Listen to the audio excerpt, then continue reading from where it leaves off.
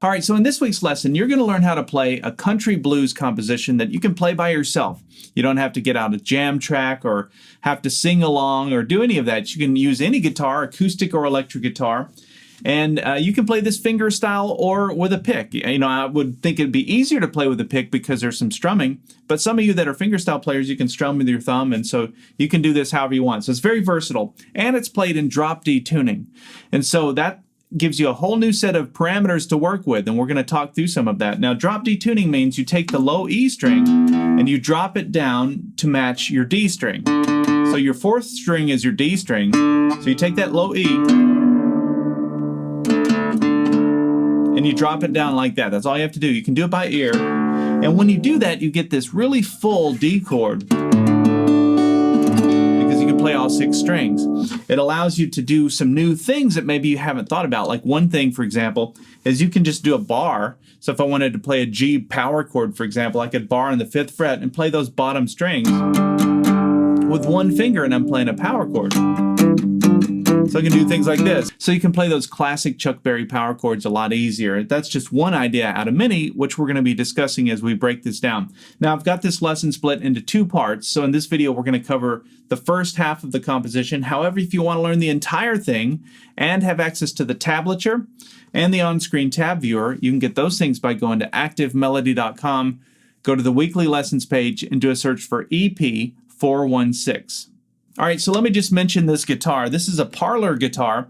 So for those of you that are curious about the smaller body size, you know, I always get emails from people asking what this is. It's called a parlor guitar. So you can look that up if you're interested in a smaller body guitar. There's some advantages. In my opinion, it's just a lot easier to play. You know, most of the time I'm playing is not playing out. I'm playing around the house on the couch or, you know, in a chair or something. And to me, this smaller style is a lot more intimate and just easier to play versus a big dreadnought or something where your shoulder, you know, you get a little more shoulder fatigue, I guess. And so that's one of the big advantages. And plus, if you're traveling, they're a lot easier to travel with.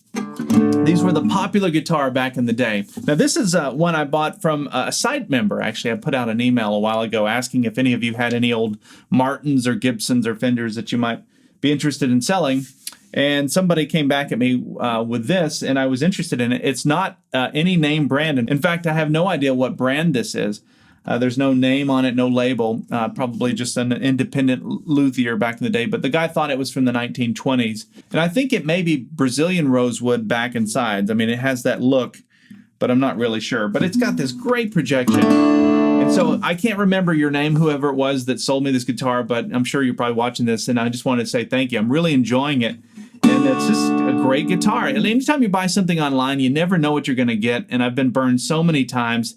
But this was a fair price that he was asking, and when I got it, you know, he sent me a picture, and it looked great. But then I got it, and I thought, oh, here we go. You know, you strum that first chord, and I did, and I was like, wow, this thing plays good, and it has a lot of projection. All right, so let's talk through this song. Now, here's the first thing we're going to learn. Now, grab your guitar. You're going to be able to do this right away. Get it in drop D tuning, and then we're going to learn this. Right, that's the first little strum part, and it's very easy to play. It's just down up strokes. You keep your right hand in motion, as you always do when you're playing a strum pattern like this. Okay, so to set up your left hand, you're just going to play a D chord like you normally would, but you're going to remove your middle finger, so it opens up that high E string. So that would be a D sus2 chord, and I'm going for that just to get a little more of a unresolved sound. This has got kind of that not mysterious, but it just doesn't sound as, you know, proper as you would if you had that extra note in there. All right, so once you have your left hand in place, you're going to take your right hand and play the open 6th string, which is now your D note, because you've retuned, right? So you have that, and then you're going to play strings 4, 3, and 2.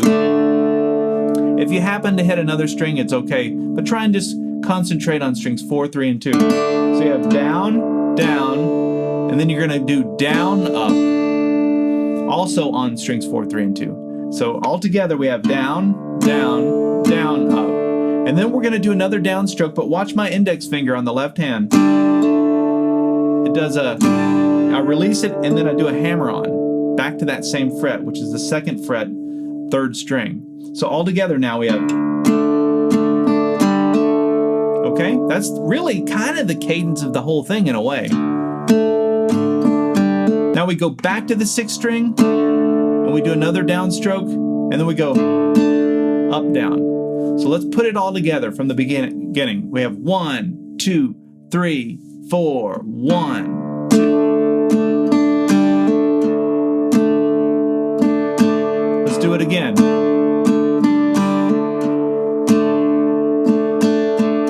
Now, if you happen to start playing some other notes while your hand is in motion, that's totally fine.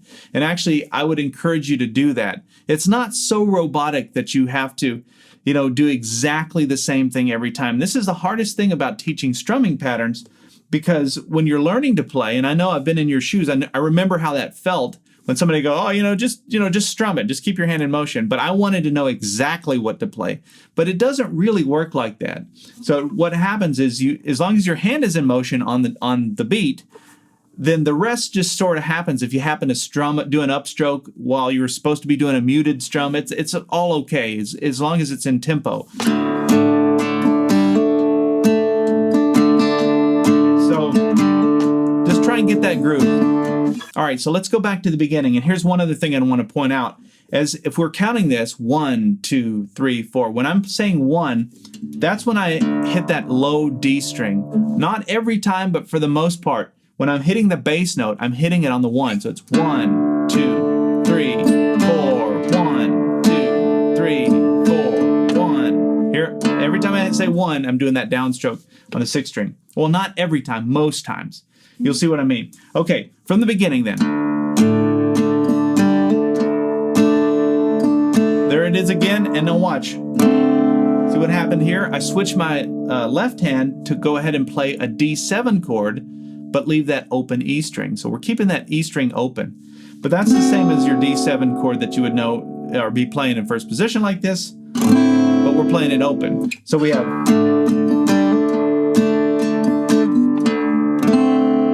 Okay, and then we do an up, down, and then we do this. Up, down, up, down. So that's on the 2nd string. So it's strings 2, 3, and 4. 2, 3, 4, 2, 3, 4. Just a little embellishment that I worked in. And I wanted to include that specifically because I thought it sort of fit in with the melody that I was going for. So you have up, down, down. So just practice that.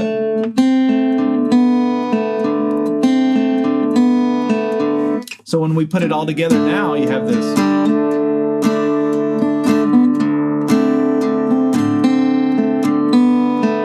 Now it repeats. We go back to the beginning. That's the first part. That's the D part. We go back into this. Now listen to this. Has kind of a Beatles sound to me. I'm not sure which song, but what I'm doing is I'm keeping that D7 and I'm adding my pinky up here on the 3rd fret 1st string, and I'm doing the same up, down. So we go 1, 2, 3, and then watch this. 1, 2, 3. So you can see I switched with my left hand. I went from this 3rd fret 1st string, and then I put my ring finger down on the 2nd fret 1st string, which is just a proper D7 chord. So all we've done chord-wise is we've played a D chord and a D7 chord. So hopefully there's nothing like mysterious there. We're just kind of hanging out in this major chord thing, going from just a major chord to a dominant 7 chord. All right, so let's back it up from the beginning. I'll put the tab on the screen. We'll do a slow version of that up to that point. 1, 2, 3, 4.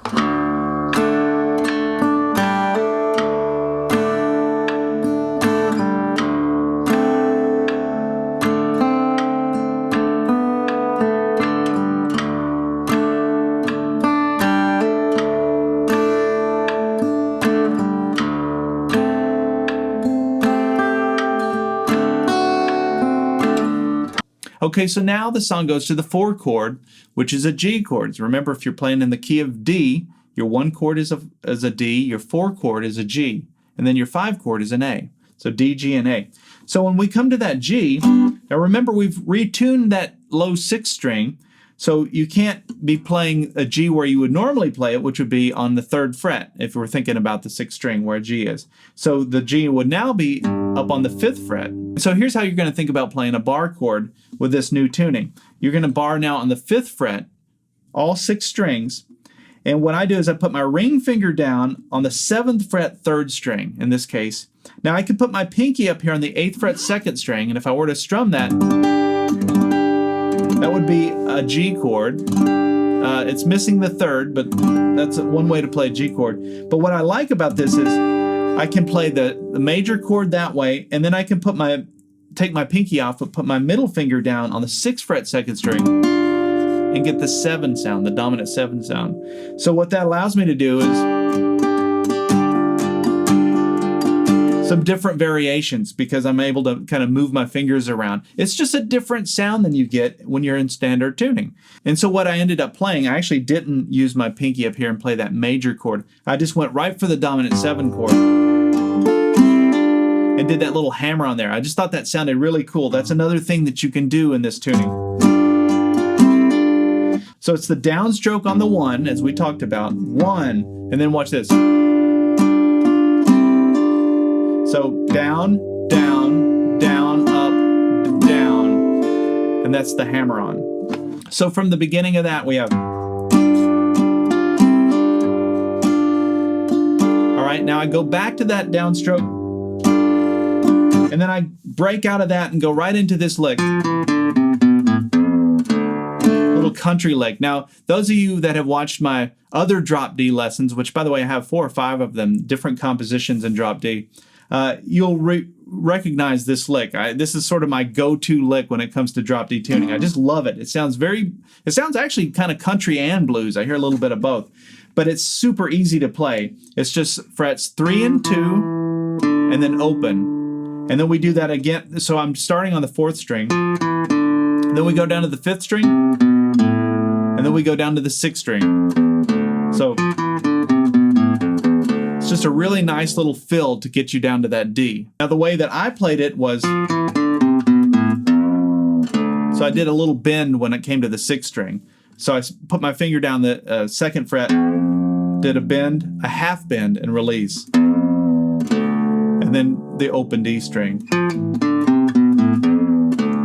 That had a little more of a country feel to it, to me. Okay, so from that G we have.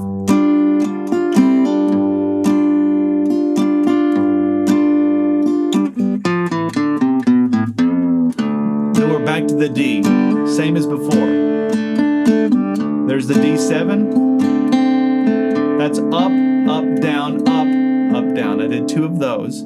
Strings 2, 3, 4, 2, 3, 4. Now it goes to the A chord, which is our 5 chord. And I just went to the A right down here, first position, open 5th string, which happens on the beat, and then we play the chord. And that's just barring on the 2nd fret, strings 1, 2, 3, and 4. But we're not playing that top one, the high E string. We're just playing strings 5, 4, 3, and 2. And then watch this. There's a little Keith Richards move, or Rycooter, however you want to think about it. It's the classic going from the 1 chord to the 4 chord of that 1 chord. So in this case would be the A to a D. But that's what I did. So it's a hammer on. You keep the bar, but your middle finger goes down on the 3rd fret 2nd string, ring finger on the 4th fret 4th string. And that's just another way to play a D chord. You can see the D chord in there, the one that you're used to, but it's got this extra note that isn't the way we would typically play a D chord. But it is a D chord. Okay. And then that's what the strum looks like. And then I go back and hit the A chord again, and then I came up here and went, and then back to the D. Now this is going from the A6 to an A9. And I talked about this, so this is a little triad, a little minor triad. I talked about this in a lesson which is EP 411. So you might want to check that out if you're curious about what I mean by playing a minor triad and how does that turn that into an A6 chord. All of that's discussed in that lesson, so I'll let you refer back to that. But for now, here's what you play. You've got your ring finger and your middle finger on the 7th fret, strings 2 and 4. And then you put your index finger on the 6th fret, string 3. And that's an A6 chord when you're playing it like that. And then if you slide a 6th chord, anytime you play a 6th chord, if you slide it down 2 frets this direction towards the head of the guitar,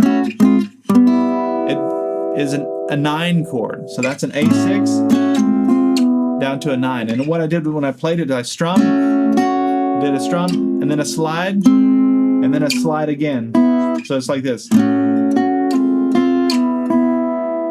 And then back to the D chord. And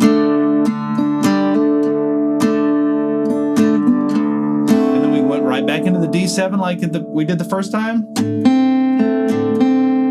There's the up, up, down, on strings 2, 3, 4. And then we go into the whole second half, which I'm going to save for part 2 for premium members. So if you're not a premium member yet, I would encourage you to look into it. I always say that. Just check it out if you're interested in learning compositions like this and how to improvise and really understand the fretboard. That's really what all of these lessons are designed to do, so that you can just pick up a guitar and jam along with anybody.